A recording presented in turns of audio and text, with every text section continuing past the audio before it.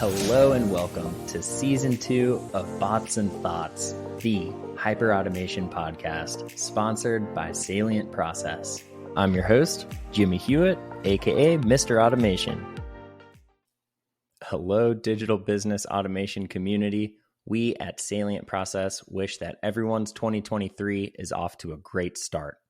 To help kick off Season 2, we've made a special mashup by distilling our favorite moments thus far from the show. Enjoy this mashup special and let us know what you think by checking out the show's survey on LinkedIn afterwards. In 2019, a leading business technology analyst firm, Gartner, coined this term hyperautomation, and their latest definition is as follows. Hyperautomation is a business-driven, disciplined approach that organizations use to rapidly identify, vet, and automate as many businesses and IT processes as possible. Hyperautomation involves the orchestrated use of multiple technologies, tools, or platforms, including artificial intelligence, machine learning, event-driven architecture, robotic process automation, business process management and intelligent business process management suites, integration platforms as a service, low-code, no-code tools, packaged software, and other types of decision, process, and task automation tools. End quote.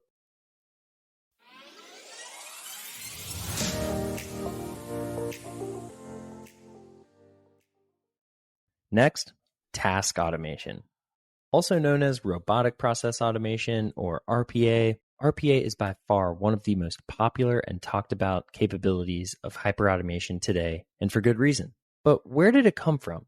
Let's travel back in time to Wall Street, New York City, to the year 1991. To make the most informed trades and financial models, these late 80s, early 90s bankers would subscribe to a finance data company like Thomson Reuters, for example, who would serve up hot and fresh finance data on virtually anything that could be bought and sold. Now, consuming this financial data from the banker's perspective was done on what might resemble a web browser. These bankers would use their eyeballs to pore over endless virtual data tables, find the data they need, and then manually key this data into their financial models to make a trade.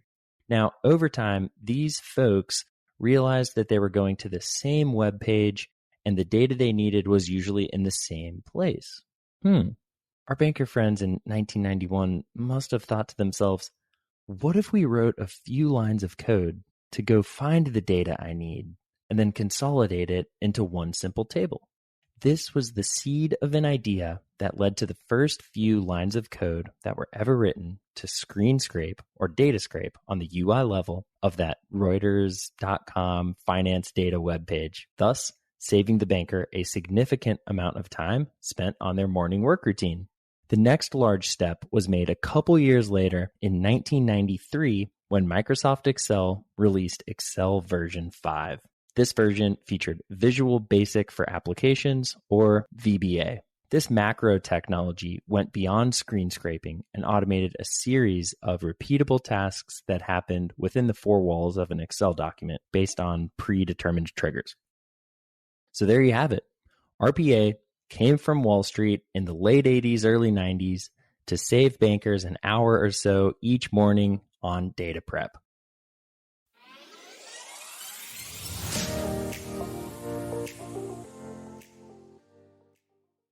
What does the day in the life or the morning in the life of that manager look like post RPA?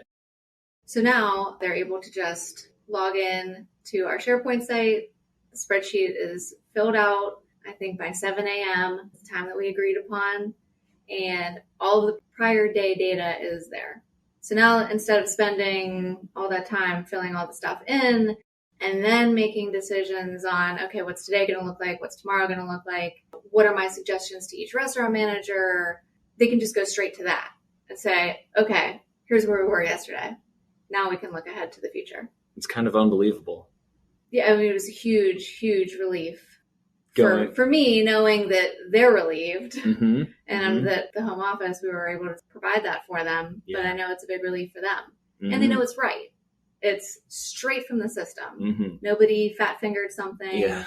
nobody keyed in the wrong restaurant accidentally. Mm-hmm. And that stuff happens all the time Yeah. when it's not automated.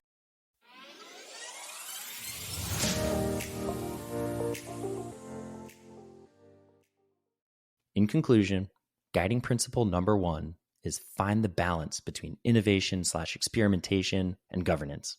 Guiding principle number 2 is use evaluation or prioritization criteria. We call this your North Star. Consideration number 1 is your hyperautomation practice's level of maturity. And consideration number 2 is which hyperautomation tools and combinations of them is appropriate based on this level of maturity. You might be wondering, how on earth can I manage these guiding principles and considerations all in one place? And there's a lot of hyperautomation teams out there using many, many tools in a siloed fashion, even manually, tracking use cases for your hyperautomation pipeline in Excel, mapping and analyzing processes with a combination of Visio, Word, Excel, or perhaps your RPA vendor's automation hub, which exclusively manages RPA use cases. To solve this, we at Salient Process are building the Automation Compass to guide you along your journey. Currently in beta and available for trial today on our website, link in the description. We encourage you to check it out and see how much it helps bring all of these guiding principles and considerations into one place.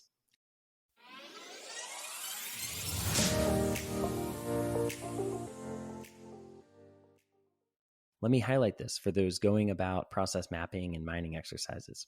A process map is only as good as the information collected during a process mapping workshop or interview, meaning a process map only represents what a person intimately close with the process tells you about it. And quite often, the resulting process map is not so much a reflection of the business process itself, but rather a reflection of that person's understanding of the business process. It's not perfect, but it has been the best we can do up until process mining came around. Rather than interviewing folks who are close to a given business process, modeling their understanding of it, process mining, as you know, involves the ingestion of your system's log data, including a case ID number, an activity name, and at least one or many timestamps. Process mining will create one of many visual representations of this system log data from, say, your ERP like SAP or CRM like Salesforce. And one of those visualizations is a BPMN diagram. This mining concept is different from mapping because of the data source. As you know, deriving its process data from a system as opposed to a human, process mining can oftentimes pick up on more accurate process details that a human may miss due to our own biases or inherent limitations. Point being is, how do you normalize your ERP's log data with what a process owner's understanding of that process is? On the surface, it may sound like a classic apples to oranges scenario, but thanks to BPMN, they are actually apples to apples.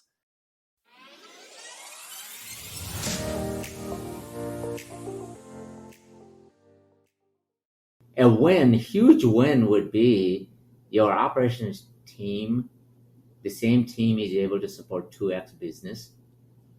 Yes. That's a huge win. Yeah, without hiring more. Yeah, people. it's like, if you hire, a lot more, I mean, this is not against hiring. You want to make sure that, one, you're faster, you're nimble, and your customer experience is great, and your employee experience is great. That's where you should be coming from. Yes. And if you have to double the team size, there will be more inefficiencies coming in, and then training, and it takes time.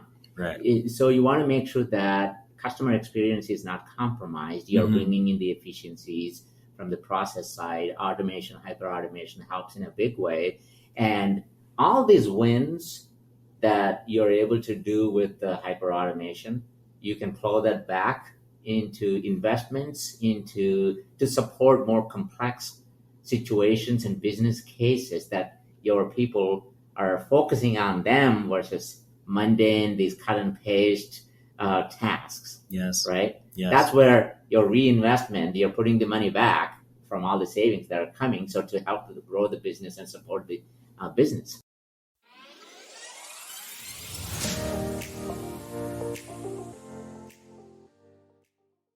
we at Salient have a point of view regarding when to use one versus the other. And the answer ends up being both because of how well they complement each other. But it might not necessarily be recommended to start with both. We actually recommend starting with process mapping. Its barrier to entry is incredibly low. You need a BPMN-enabled process mapping platform like IBM BlueWorks Live, and that's it. You're off and running. We even have a YouTube video up right now called How to Map a Process in 90 seconds or less. That said, process mapping has inherent limitations, specifically the data source being a human one. For example, a process owner or a subject matter expert. A process map derived from this human data source, as well-intentioned as they may be, are simply relying on their subjective experience of the process, the steps that are taken, the exceptions, the escalations, and last but certainly not least, the cycle time for each activity. This is where process mining really complements process mapping. Mining cuts through the subjectivity of a human's experience and derives its data from the systems being used to carry out the process under discovery. That said, process mining has inherent limitations as well. What about that phone call, that ping, or instant message that you send to carry out one of these process steps? Any task carried out that is not captured within the system's log data will not be captured upfront. How can it be if it's not within the log data file? This is actually where mapping complements mining. So using the two together allow each other's strengths to shine and solves for each other's inherent limitations. A match made in hyperautomation heaven? We think so.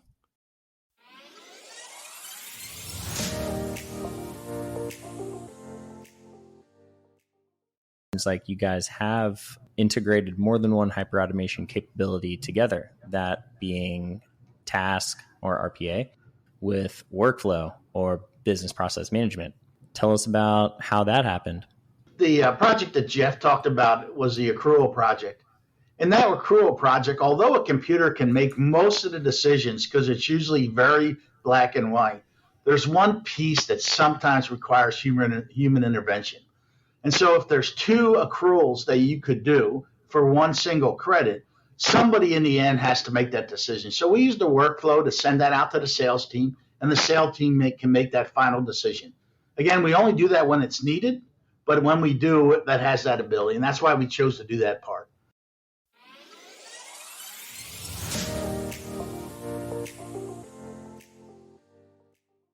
My most favorite, though, was when we looked at using RPA, and we did use workflow with it as well, but it started as predominantly an RPA effort where an organization was looking at going into a brand new line of business, something they had never done before, happened to be within wealth management and annuities, and they needed to basically provide new products to all states within the U.S. And to do that, they had to bring on about 10,000 independent agents, right, to sell and service these products, which needed to be vetted, needed to be certified that they had the right training and certifications to be able to do this within the states. Had to be then each state had its own regulations that had to be gone through, and we looked at that. And the projection was that it would take about hiring of 20 people and up to 18 months to do this manually to achieve this, right? And with RPA, we were within 3 months be able to put bots in place that were able to do the onboarding of all 10,000 people and allow them to go to market, 12 to 15 months sooner than what they had expected. Wow. And really, how cool. And those bots, after it was done, all went away. But the cost to benefit analysis of creating something, and we didn't do technology much, right? We spent all this time building these bots. We did have some workflow coordination that we needed, right?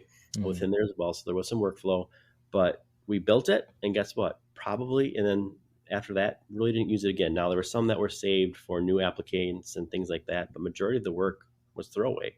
And that was a shift, right? You talked about earlier, some shifts in the market was that we can invest in technology, get the value from it, and then walk away because it's so great and its impact that it can have. And that was huge, right? And there's tunes of several millions of dollars of being able to go to market. Say that again, translated into, did I catch that right? It was several millions of dollars that they were able to by just going to market sooner, by getting into the market earlier, Amazing. that they wouldn't have been able Wow. to do it. And really using Love that that as a way story. to support a new business line.